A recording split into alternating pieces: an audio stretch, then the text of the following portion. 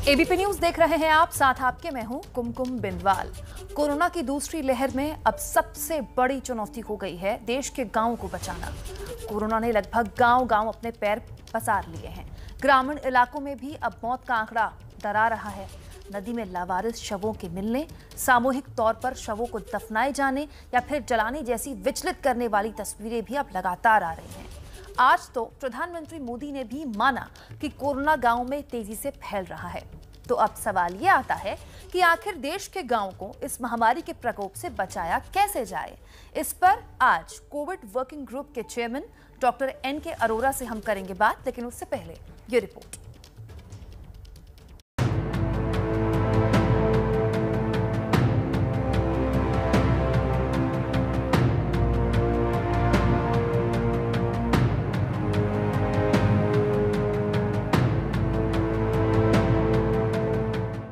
Corona संकट में शहरों का त्राहिमाम तो सबकी नजरों में आ गया, लेकिन गांव में चुपचाप दाखिल हुआ कोरोना अब विकराल रूप ले चुका है।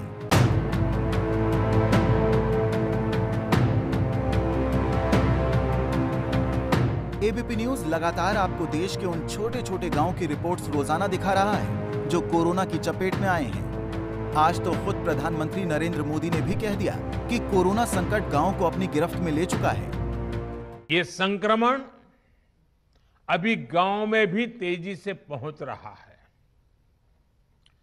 देश की हर सरकार इससे निपटने के लिए हर संभव प्रयास कर रही है। इसमें गांव के लोगों की जागरूकता, हमारी पंचायती राज से जुड़े जो भी व्यवस्थाएं हैं, उनका सहयोग, उनकी भागीदारी उतनी ही आवश्यक है। ऐसे में बड़ी चिंता की बात यह हो गई है कि आखिर इस महामारी से गांव को कैसे बचाएं। इस पर एक मिसाल राजस्थान के चित्तौड़गढ़ के गादोला गांव ने पेश की है। यहां जब 17 लोगों की मौत हुई तो ताबड़तोड़ टेस्टिंग शुरू की गई। उसमें 86 लोग कोरोना संक्रमित पाए गए, जिसके बाद यहां की महिला सरपंच ने गांव वालों की मदद से बेहद सख्त कदम उठाए। पूरे गांव में सख्त लॉकडाउन लगा दिया गया। घर से बाहर निकलने पर पाबंदी लगा दी गई। भीड़ जमा ना हो इसलिए पनघट पर पानी भरना रोका गया। घर घर पानी पहुंचाने के लिए पाइपलाइन लगाई गई। राशन भी लोगों को घर घर पहुंचाया गया। इसका असर भी हुआ।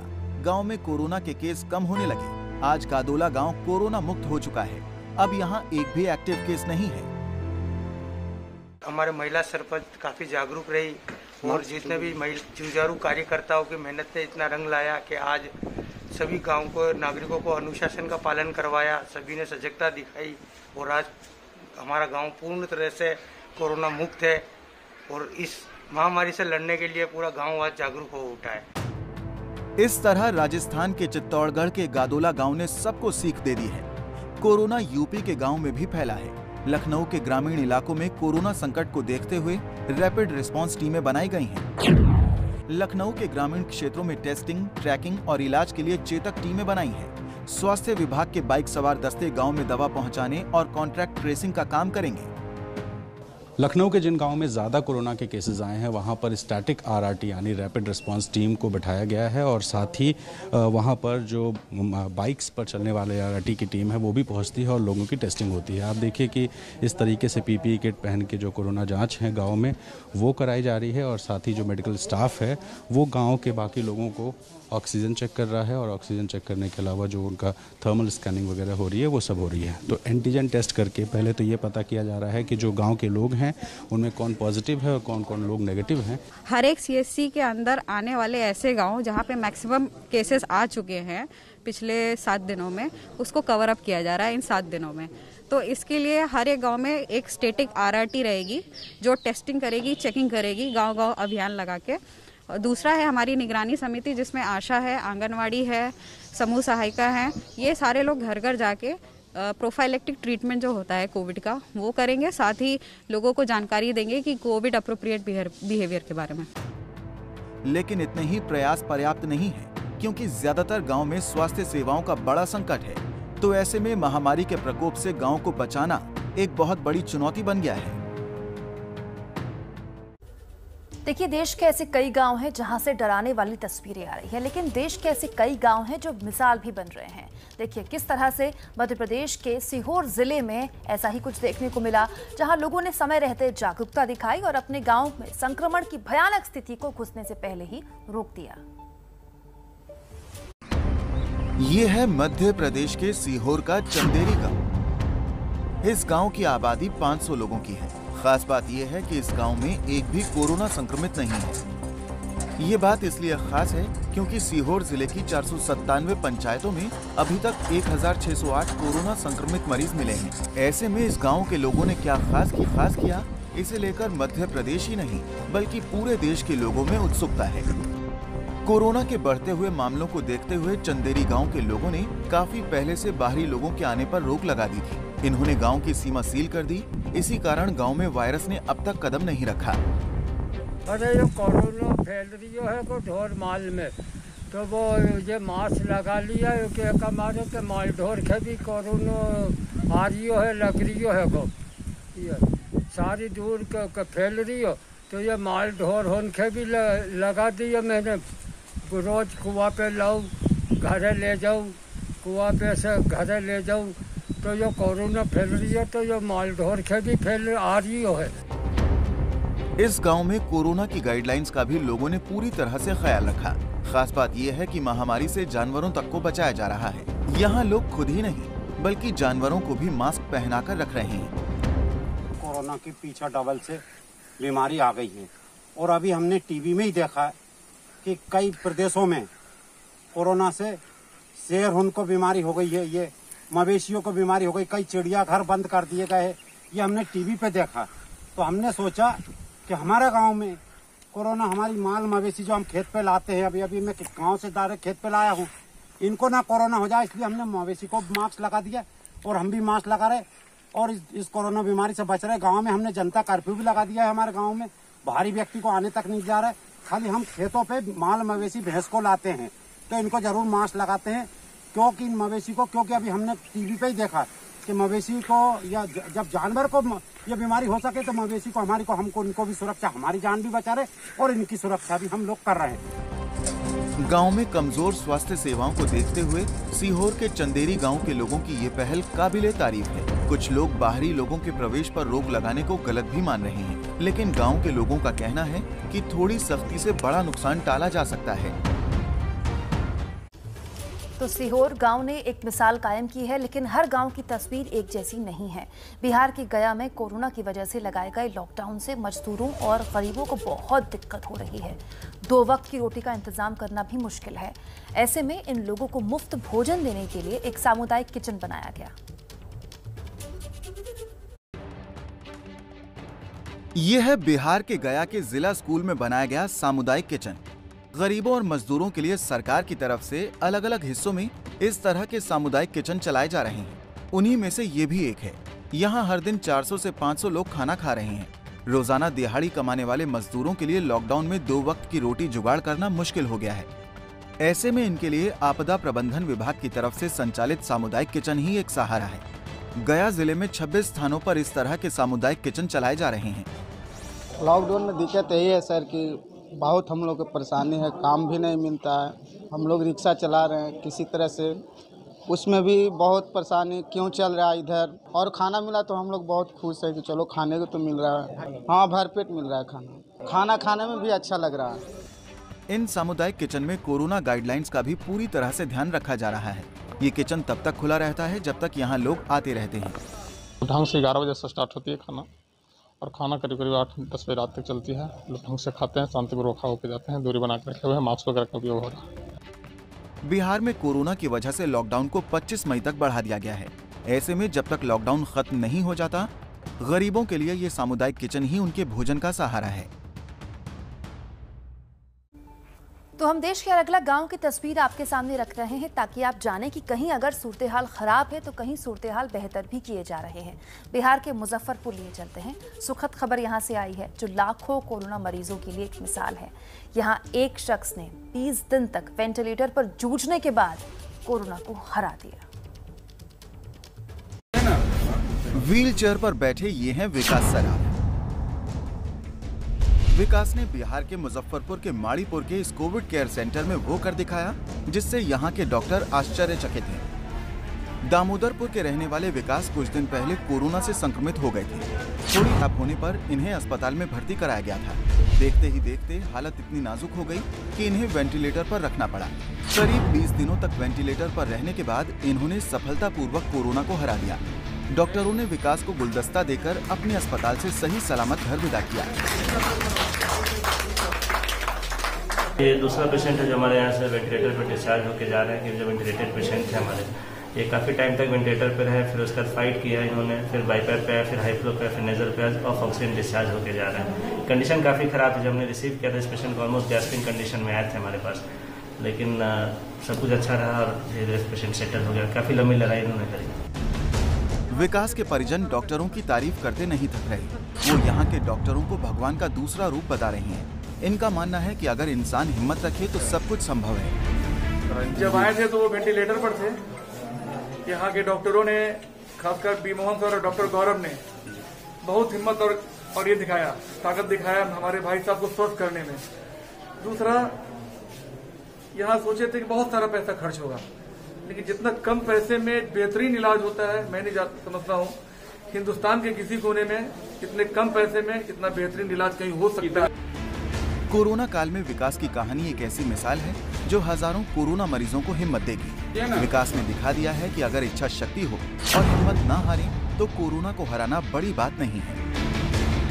एक बड़ी खबर पश्चिम बंगाल से आ रही है। Breaking news. पश्चिम बंगाल के राज्यपाल जगदीप धनखड़ कल एक बार फिर चुनावी हिंसा प्रभावित इलाकों का दौरा करने वाले हैं।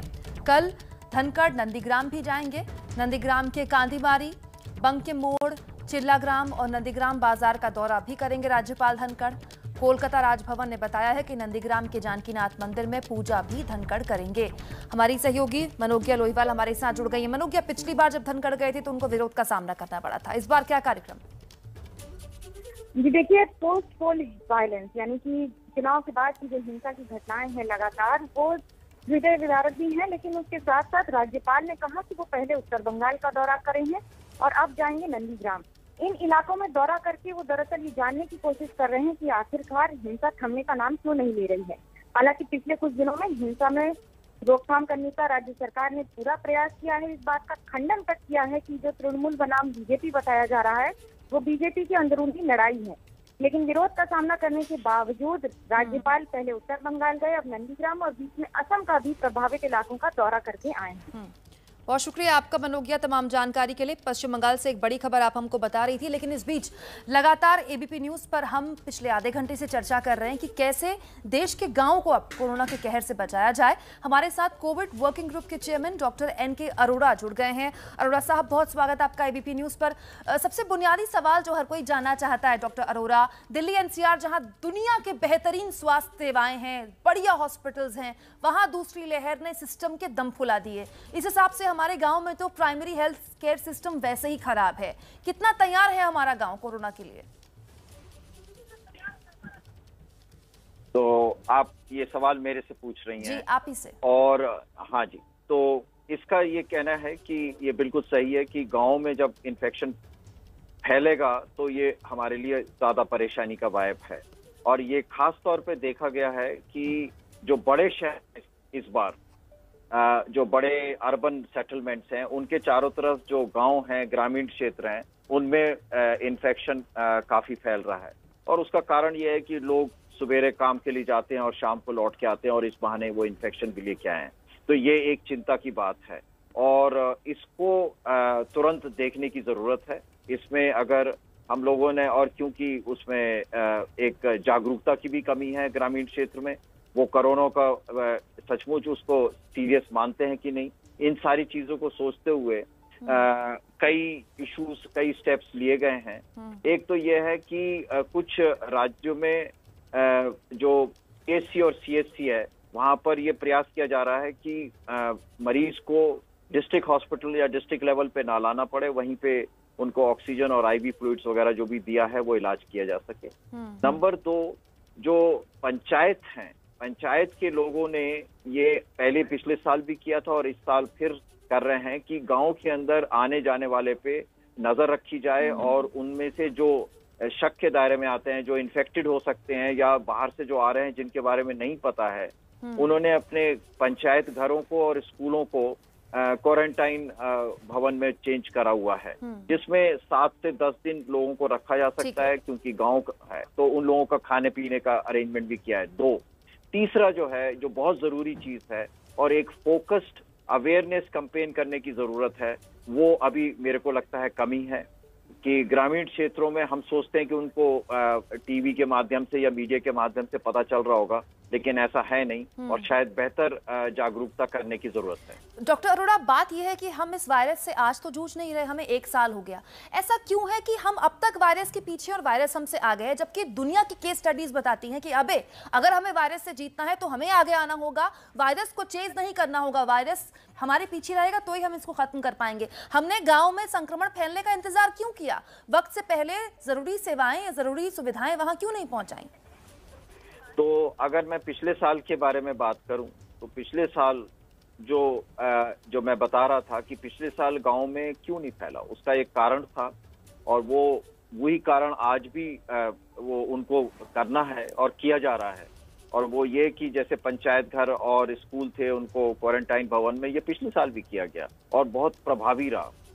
लेकिन इस बार का जो वायरस है वो बहुत इन्फेक्शस है, तो पहले जो है अगर आप उसको रोक लेते हैं तो वो इन्फेक्शन नहीं फैला, लेकिन इस बार जो है ज्यादा तेज है। तो वायरस का जो कैरेक्टर है वो भी एक बहुत बड़ा इंपॉर्टेंट फैक्टर है। लेकिन मैं आपसे पूरी तरह इत्तेफाक रखता हूँ कि वायरस हमसे आगे भाग रहा है और हम पीछे पीछे भाग रहे हैं, ये नहीं होना चाहिए। अगर हमारी तैयारी बेहतर रहेगी तो ये इस परेशानी से बेहतर जूझा जाएगा और वही करने की जरूरत है। डॉक्टर अरोड़ा, एक और सवाल, हमारे पास हमारी आंगनवाड़ी और आशा वर्कर्स हैं, ये प्राइमरी हेल्थ केयर सिस्टम की रीढ़ है गांव के लिए, हम इनको कैसे इस्तेमाल कर सकते हैं? ये इस्तेमाल ऑलरेडी हो रहा है, खास तौर पे 2 चीजों के लिए। एक कि जागरूकता पैदा करी जाए, क्योंकि पिछले साल तो कई बार ये ज्यादातर ग्रामीण क्षेत्र में इस बात को मानते ही नहीं थे कि कोरोना कोई बहुत बड़ी बीमारी है। इस बार जब गांव में मृत्यु होने लगी है तब उनको समझ आ रहा है कि नहीं, ये एक भयानक बीमारी है, क्योंकि 90 से ज्यादा प्रतिशत लोग तो उसको कुछ खास बीमारी होती नहीं है, छोटा सा जुकाम की तरह होता है और वो ठीक हो जाते हैं। लेकिन अब जो है जब मृत्यु होने लगी और खासतौर पे बुजुर्गों की मृत्यु हुई है तो लोगों में थोड़ा सा भय पैदा हुआ है। तो आशा बहन जी का और आंगनवाड़ी वर्कर बहन जी का दोनों का काम यही है कि जागरूकता पैदा करें और दूसरे जहां भी कोई सस्पिशियस केस है उसको मोबिलाइज करना कि भाई आप सीएससी या पीएससी में, बिकॉज ज्यादा दूर जाने की जरूरत नहीं है, ज्यादातर सीएससी और पीएससी में कोरोना की जांच का अरेंजमेंट किया गया है और वो वहां जाकर के अपनी जांच करा लें और जो दवाई है वो दिया जा सकता है। लेकिन शायद कुछ और भी करने की जरूरत है, क्योंकि गांव में इतना जागरूकता ना होने की वजह से शायद उनके घर तक पहुंच करके एएनएम या इन लोगों से जिससे कि वो घर पे जाके पहचान सकें और दवाई अगर लोग किसी ने नहीं ली है, लेकिन जांच जो है वो केवल पीएससी सीएससी में ही करी जा सकती है, क्योंकि वो बहुत इन्फेक्शियस प्रोसेस होता है और उसको आसानी से नहीं लिया जाता। जी डॉक्टर अरोड़ा, एक और दिक्कत ग्रामीण भारत की, अफवाहें वहां बहुत चलती हैं, अंधविश्वास वहां बहुत चलता है, झाड़ फूक और छोला छाप डॉक्टर। अब ऐसी बीमारी जो इतनी ज्यादा कंटेजियस है, इतनी भयानक तरीके से फैल रही है और वहां पहले से ही ये दिक्कतें हैं और लोग पूरी तरह से चिकित्सा के लिए इसी पर निर्भर हैं, कैसे आप एक नए प्रोसेस को शुरू करेंगे? मैं बार बार एक चीज पे तवज्जो और एक एम्फेसिस देने का प्रयास कर रहा हूं कि एक फोकस तरीके से हम अपने ग्रामीण क्षेत्रों में अवेयरनेस क्रिएट करना, जिसमें जो र्यूमर्स हैं, मिस इन्फॉर्मेशन है, जो उन सारी चीजों को एक साथ से जिसको हैंडल किया जा सके, ये बहुत जरूरी है। साथ ही साथ ये बताना कि ये एक भयानक बीमारी है जहां पर आमतौर पे तो ठीक हो जाता है, लेकिन जो फंस गया उसमें मृत्यु होने की संभावना बढ़ जाती है। तो इसमें बाकी सुविधाओं के साथ साथ ये जागरूक पैदा करना जो है, जैसे आप भी कहना चाह रही हैं, वो बहुत ही महत्वपूर्ण है। और आई होप कि जो सुन रहे हैं जो हमारे नीति निर्धारक उनको इस चीज पे तवज्जो देंगे। बहुत बहुत शुक्रिया डॉक्टर अरोड़ा। छोटी लेकिन बहुत ही महत्वपूर्ण चर्चा आपसे हुई और लबोलुबाब इस चर्चा का ये निकला कि हाँ, अब तक हमने देरी की, हम अब तक वायरस को चेस कर रहे हैं, लेकिन अगर इस वायरस से हमें जीत हासिल करनी है तो हमें वायरस से आगे बढ़ना होगा। अगर देश के गांव ये कर पाएं तो हम इस जीत की ओर आगे बढ़ जाएंगे। देखते रहिए एबीपी न्यूज, आपको रखे आगे।